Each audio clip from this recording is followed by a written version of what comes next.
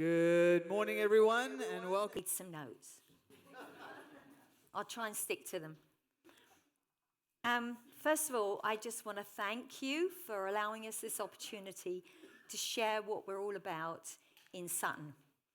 I hope these next few minutes will inspire you to get involved in whatever way God has for you, be it through prayer, giving, or personal involvement.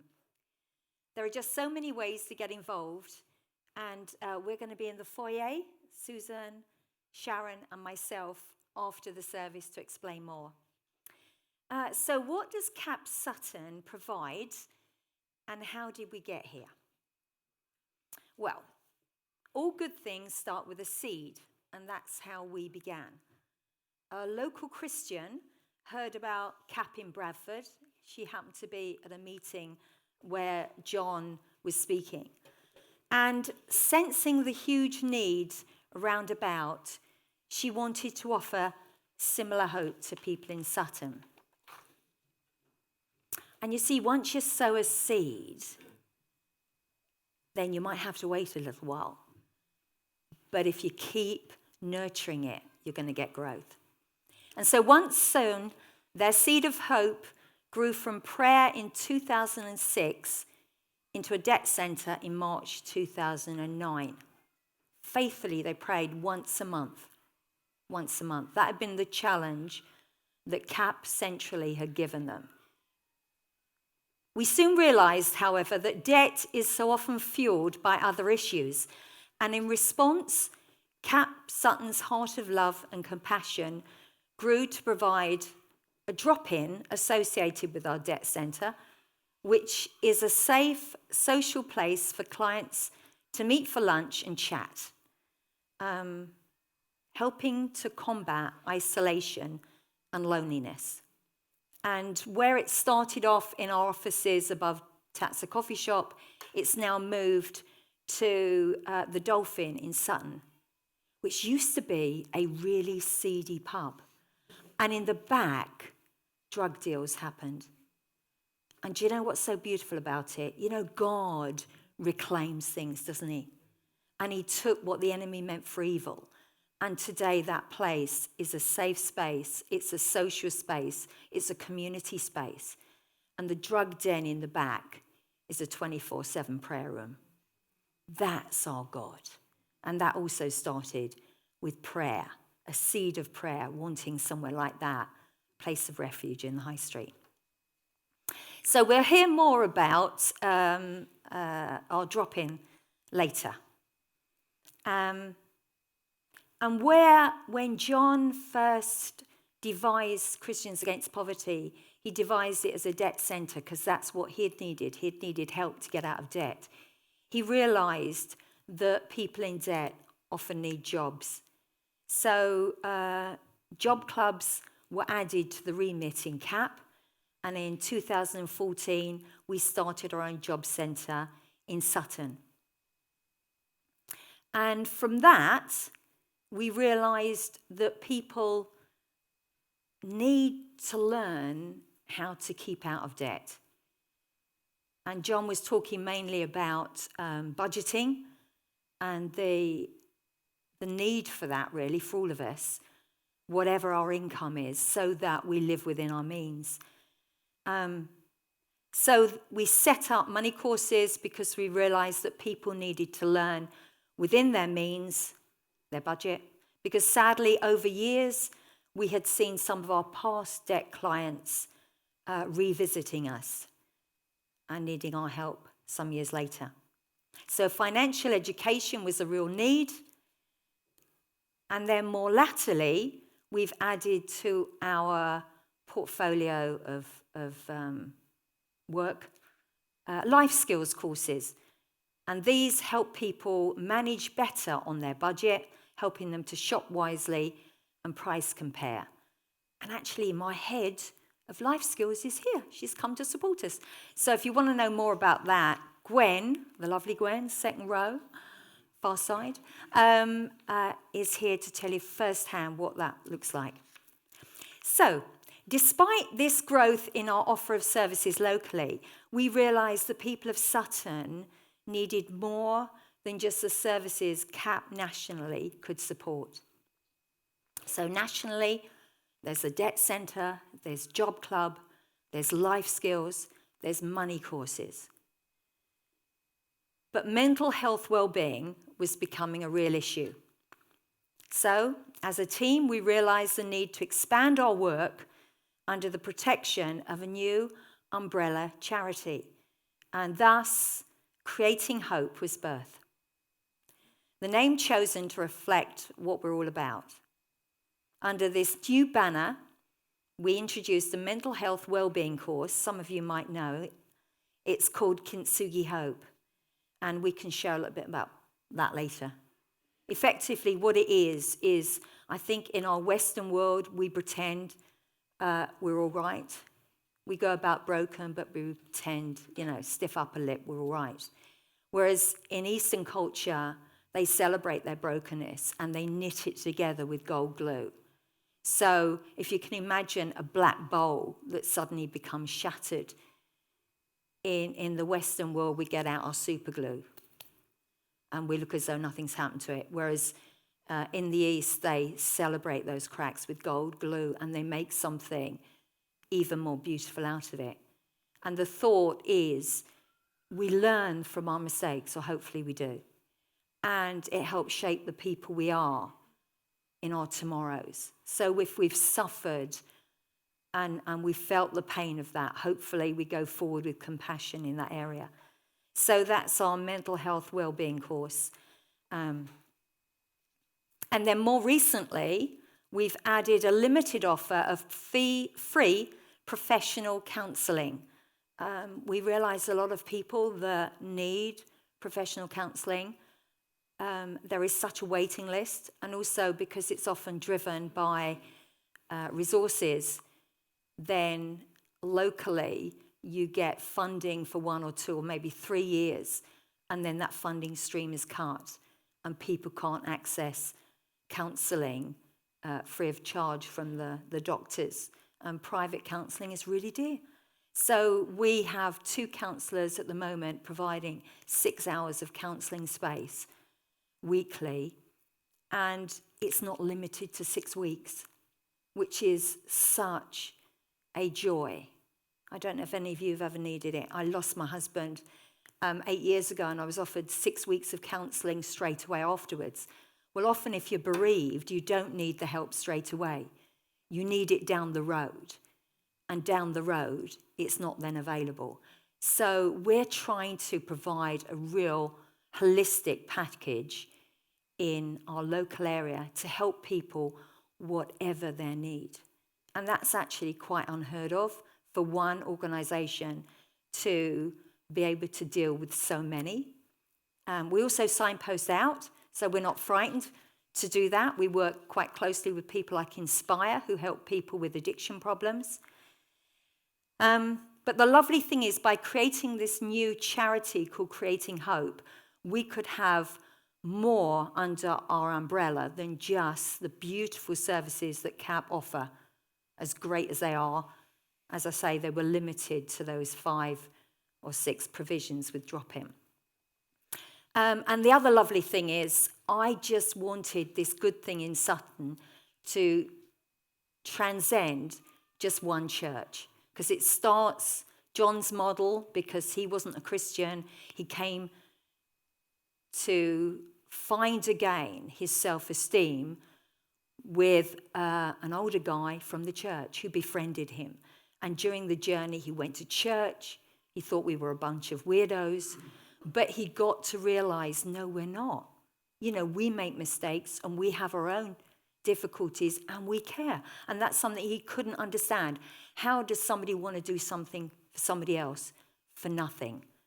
And I just re-emphasize, CAP, all the work we do is free to our clients. Whatever we put on is free, even down to Christmas parties or Easter parties, Christmas bags, Easter bags. It's all free. So that's where we need to spread the word and help, get some more funding resources in. But today, I realized from one church we needed this good thing to be shared about, for the churches to hear about it and get involved. And today, over 10 churches are represented through Creating Hope. And there's hope and room for more. The demand out there is so great. And you know, in the most recent climate, even people that homeowners with mortgages that could cope, suddenly when mortgage rates increase, we're probably going to see a real torrent, maybe, sad word, of people whose homes are going to be repossessed. What do we do as the church? We're the biggest organisation, voluntary organisation, there to help people. How can we do it in a safe, resourceful, governed way, so we're not loose cannons? So I could share lots of things, but I think one of the most important things to hear about a charity is when you hear stories. And I want to invite Sharon up here with me. I want you to hear firsthand from someone whose life has been changed, someone who's found hope and lasting transformational hope, which was John's story, really. So, this is the beautiful Sharon. She's beautiful. She's got a most amazing story. So, Sharon, I'm going to ask you 3 questions. And the first one is, because Sharon was a client of ours some years back, and now Sharon works for us. That is hope realised and a transformational life. So, Sharon, please tell us, what was life like before CAP came into your life? Well, I never felt like I belonged anywhere. When I was growing up with my family, I felt different. I felt like, it just like, because of my colour, I got brought up with, like, my mum and that was all white, and she didn't know how to look after me properly, and it was awful. My family used to pick on me, call me an alien from outer space, and all names like that. So, it was really hard, like, growing up back then. And then I started to grow up, started to go my own way. And then I met a gentleman, had a child. We split up. Then I met another man. I had 5 children from him. I had another child as well. So I've got 7 children altogether. But my partner, my second partner, was violent, and he used to physically abuse me and my children. That was hard because I didn't have nowhere to go. I got no brothers, no sisters, no cousins, no nothing that would even talk to me. So literally I just always felt like I was always on my own. I never had nowhere to go. So I went in and out of different women's refuges. I think it was 32 altogether I've moved around all different areas and stuff like that. So of course I started to build up debts everywhere I went because I wasn't in that place long enough to even start. And most of them was temporary and hostels, and it was just very confusing because every single time I went, I had these 7 children with me as well. So we was just always running around, and they never managed to get an education because of it, in and out of different schools and stuff. So that's what it was like for me.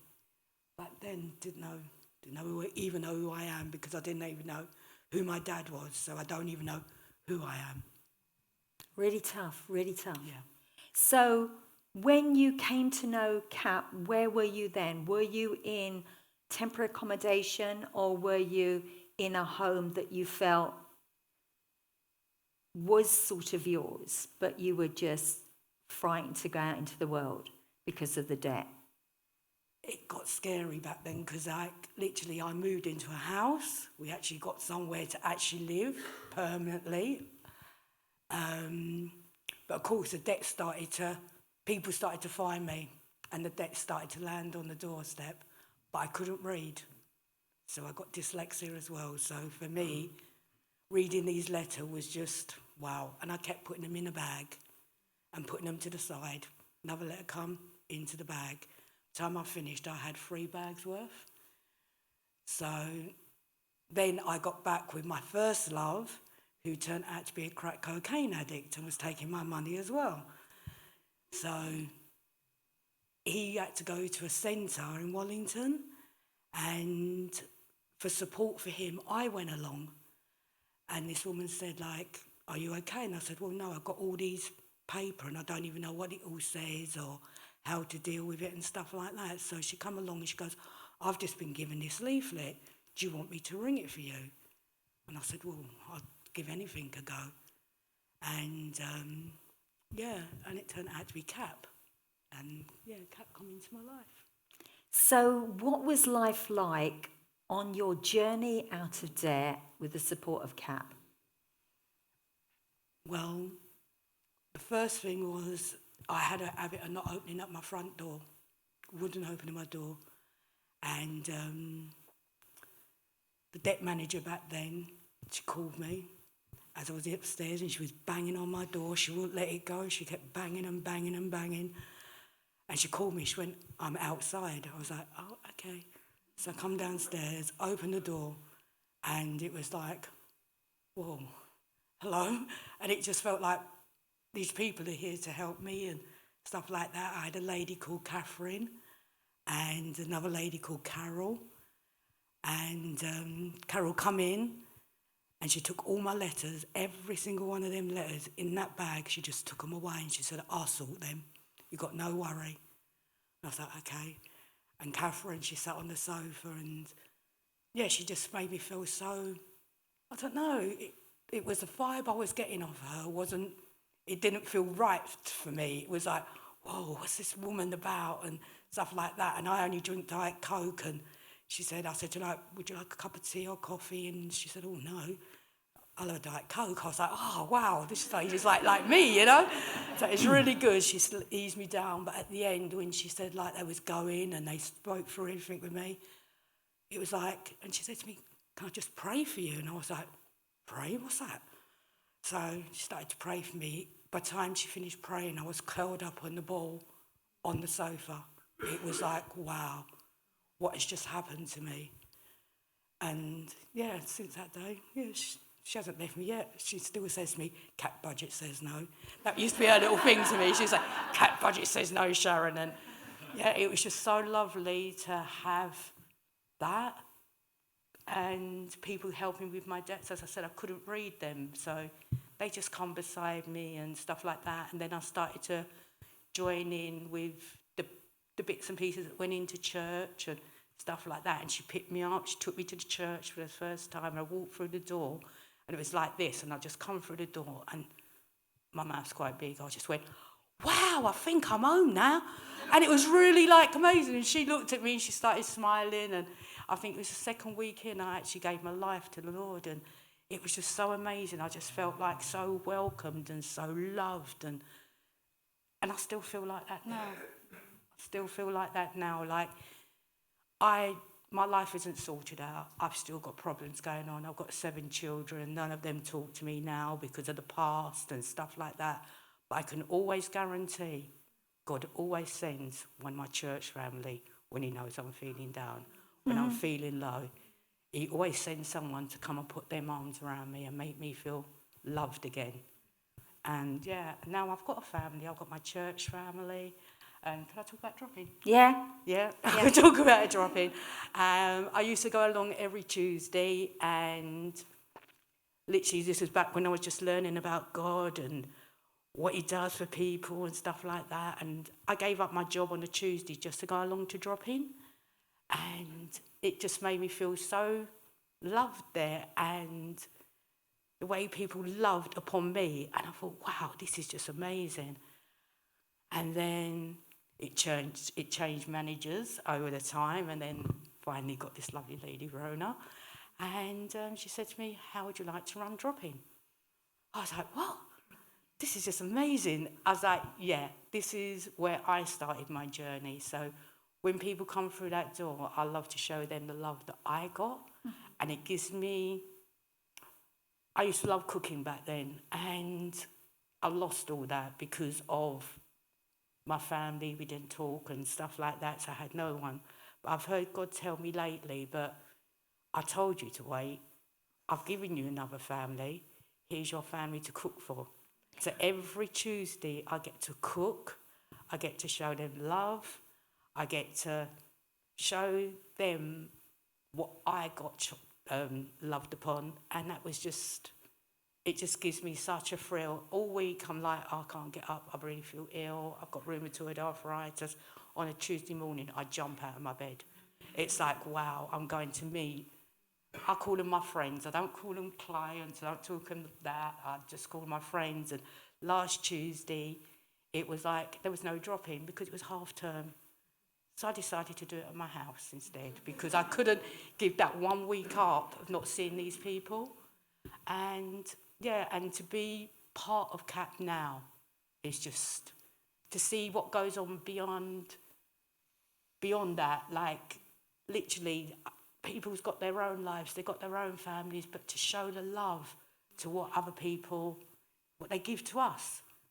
You know, they could be upset with their own family life, but when you go there and you see these people and they're in debt and they've got no way to turn and stuff like that, it breaks my heart because I knew I was like that. And without God coming into my life, I mean, like, I got baptised, I come up reading. I've never read a book in my life, but I read John Kirby's book all the way through. And that was amazing for me because I've said, how can I learn about you, God, if I can't read about you? And that was just a miracle for me. That really proved to me that God is actually there for me. And he isn't going to leave me like the rest of my family have. He's not going to call me names like my family did.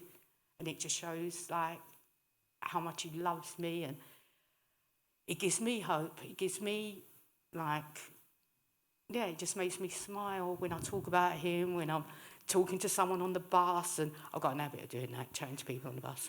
And yeah, and I just love to tell the gospel. And it's my place. It's where I meet people. It's where I see people with sad faces and stuff like that. But if I can just talk a little bit and invite them to drop in and stuff like that, it just makes me feel good.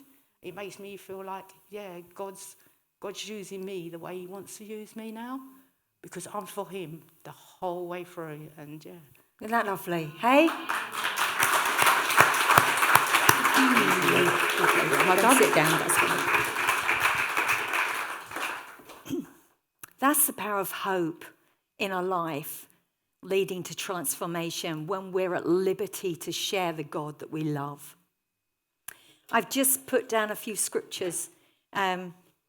First one, Proverbs, says, hope deferred makes the heart sick, but a longing fulfilled is a tree of life. These scriptures are Sharon. And then in Psalm 121, verse 1, it says, our hope comes from the Lord, the maker of heaven and earth.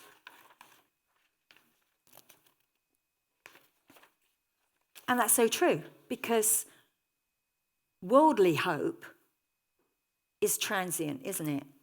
It lasts just a moment. You think you want this, you get it, and you've got used to it too quickly, and you move on to the next thing. I love the fact that we can see from personal testimony from Sharon, hope deferred made her heart grow sick. But the hope she gained through encountering Jesus in her journey with CAP fulfilled a longing for value and belonging, didn't it? You're one of us. In fact, you're like the spokesperson for us, leading Sharon to experience life in its fullness more and more. Sharon is someone who's found true meaning through Jesus and now can't help but share about her Saviour to anyone and everyone she meets. She told us that, didn't she? You can't keep her quiet on a bus. You see, as hope was ignited in Sharon, she has become a bringer of hope. And I think there's actually a challenge in that for us, because has our ignition, does it fail a little bit? Are we bringers of hope? In Hebrews 6:19, it says, we have this hope, and it's talking about the hope in Jesus, as an anchor for the soul, firm and secure. So no matter what life throws at Sharon, and Sharon has more than her fair share of trials and tribulations. Hope in and through meeting Jesus is the anchor that keeps her going and going. And it's the spark that keeps her talking about him, despite all her problems. One amazing lady. Thank you, Sharon. So as Christians, we're anchored to hope. We're called to and have the privilege of bringing hope to others, helping to anchor them to Jesus. We bring the hope, the source, the anchor of Jesus to our clients to give them strong, solid hope to see them through. I love the fact we're Christians against poverty. We're a debt service that labels who we're all about. So in the world, we need to, quite often there's a lot of oppression and suppression, isn't it, to Christians? But we have the opportunity to share about him. So my challenge, one of them, as his church, as his people, are we individually living in hope? And are we individually givers of hope? Because there are loads more Sharons out there in the world that need to be reached. In the 7 years of working for Christians Against Poverty, I've come to realize more and more that we serve a faithful God. We pray in the background, God hears, and he answers. I go back to that seed sown in 2006 that brought about the debt center in 2009. And through COVID, and despite COVID, Cap Sutton grew. It's amazing. We grew from 3 to about 20. So here I want to ask Susan to come up onto the stage, because one day along came Susan. And this is where our creating hope becomes creating hope for you too. So I'm just going to ask you 3 questions, Susan. I don't know how we're doing for time. Okay. So, because I'd been praying for different churches, and I'd been here with Brenda as a street pastor, and I love what you've got here. I'm not just saying that because I'm here. I really love what you've got here. You have something very special. You are an oasis, but I don't know who knows it in this area. I'm going to be praying that people are drawn to here, because this is a water hole. This is a water hole. And I'd love it to be like a geyser. You know, when somebody just presses something and suddenly the water that's there, the goodness, just bursts out. That's what I'm going to be praying for this place. Anyway, so when Susan came along, I was so thrilled because I'd actually got Susan to come out as a street pastor with you, Brenda, hadn't I, a few years ago? And she didn't take up street pastoring. So when she came and took up CAP, I was so thrilled because I'm no longer heading up. I am a street pastor, but I don't head it up in the area. So yes, stop rambling, Rona. Susan, why CAP? Okay, so a few years ago, I came along and attended a wellbeing course here, and one of the weeks was on financial wellbeing, and we watched the video that you've just seen earlier, and it kind of planted a seed that maybe that was something I could get involved with somehow, but I didn't really know how. So at the beginning of this year, I decided to take early retirement, and I really felt it was my time to step out in faith and be pushed way out of my comfort zone and just see where God was going to lead me, really. And so I contacted CAP head office and said, was anything happening locally? Was there anything in Sutton? I hadn't heard of anything. Was there anything local? And they put me in contact with Rona in the Sutton office, and that's how it all started. Brilliant, and we're so much richer for you. So what are you doing with CAP under Creating Hope? Because you've got a bit of like dual roles, haven't you? Yes. So I'm doing quite a few different things. So I'm a trained befriender, which means I actually sit alongside the debt coaches when they're helping clients.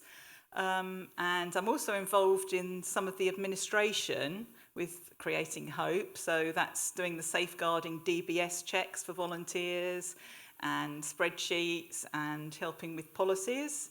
And I'm also hoping to get involved with the coordinating the money coaches for the money courses. So that will be coming up soon, I hope. Yeah, that is going to be an area of growth in 2024 because of people needing to learn how to manage within a budget, especially for those whose budgets are really going to be stretched with things like interest rates and just the cost of food. Hasn't that gone up? Really ridiculous. So, what has impacted you most so far in your 6-month journey with us? So there's really two sides of this that just blew me away when I started volunteering for CAP. The first was that we'd have a new client, a new debt client, come to us, and very quickly, in about the first 10 minutes, we were praying with them. It's like they were strangers. They didn't know us, we didn't know them, but they were open to prayer and we were praying with them. And it didn't even seem to matter whether they had our religion or they were open to prayer, even from other religions. And it's been amazing to see this support of the clients, the emotional support throughout the debt journey that they're given. So it's not just getting them out of debt, it's actually the emotional support and the prayer all through that journey. And the other side of the coin is the volunteers that I've met. So the volunteers are just amazing. I just didn't know that it existed, all the different people from all the different churches who are all Christian, getting together, praying together, supporting one another in Sutton. I had no idea it was all going on in the background, and it's been amazing to meet the people. Suddenly, my Christian family has just grown enormously. It's been really great.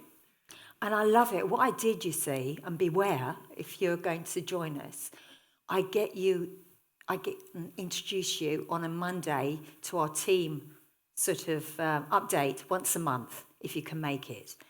So I pull you in and make you feel part of family straight away, because that's what I would have liked to have happened to me. And I think so often when you're new, if you've to a church, somebody comes in, if there's a lovely welcome at the door, people are more likely to come back in. So I'd seen that happening in different things, like churches, and I wanted to offer that to people like Susan. So Susan, before you go, I love what you've mentioned about churches coming together, as all too often the church has been known to the world as separate from one another, isn't it? We confuse them with, we're a Baptist church, we're a Methodist, we're a Presbyterian, we're a whatever. The different denominations just confuse the heck out of people, rather than being one church united under Jesus. Yes. So sorry, I've brought you back just for that. You can sit down. But it's so true. It's so confusing. And if I had the power to get rid of all our name tags, I'd just call us church. Jesus said in John 13:35, "A new commandment I give you, love one another. As I have loved you, so you must love one another. By this, everyone will know that you're my disciples, if you love one another." And we love on each other as part of team, and we love on people in the world.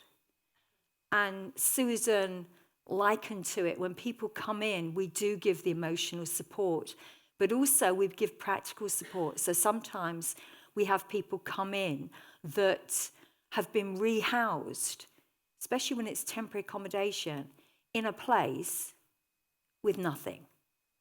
Did you hear me right? Nothing. A family, a mum, and 3 boys that were deemed to have made themselves intentionally homeless because they moved from one area to another, arrive in Sutton and they're given a room with nothing. No sleeping bags, no mattress, no bed, nothing.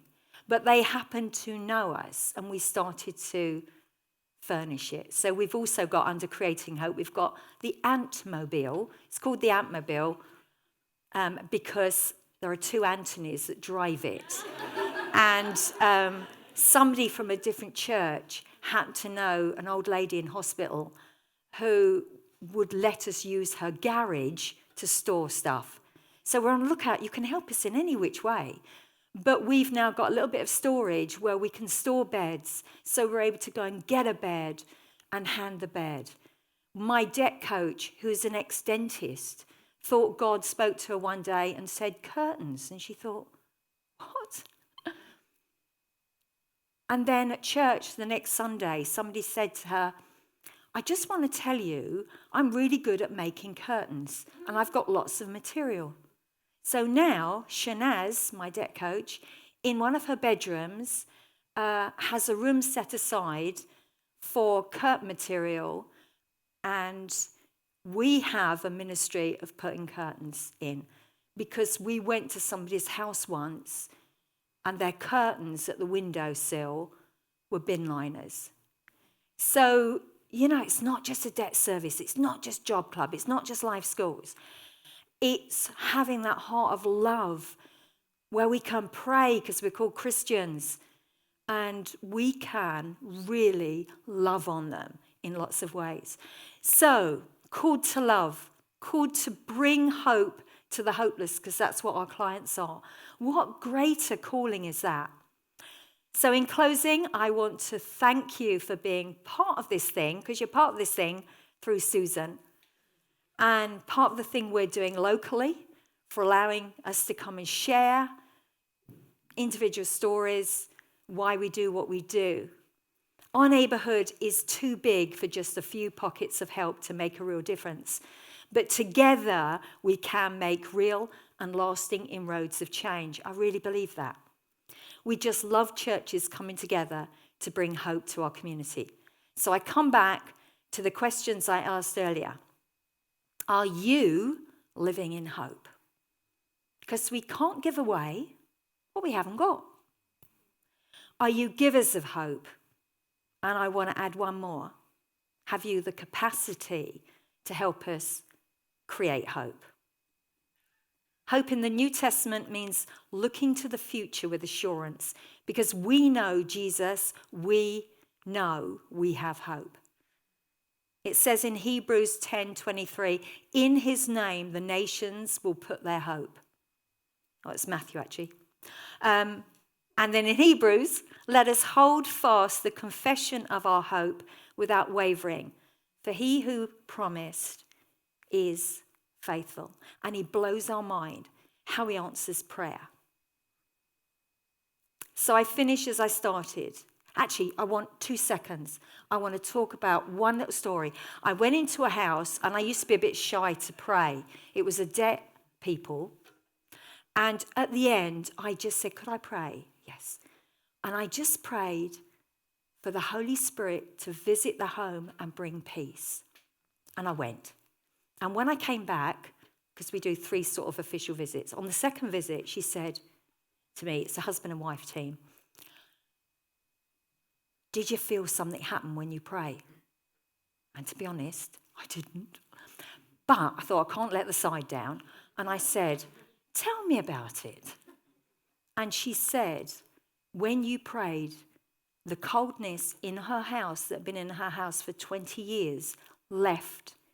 And the poltergeists that used to disturb them on a regular basis upstairs never disturbed them again.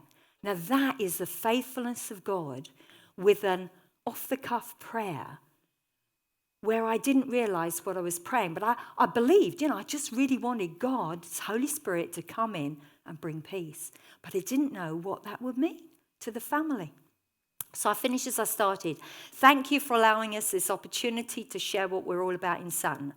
I hope we've inspired you to get involved in whatever way God has for you, to be a hope giver, be it through prayer, giving, or personal involvement. There are just so many ways to get involved, and we'll be in the foyer afterwards to explain more. Thank you.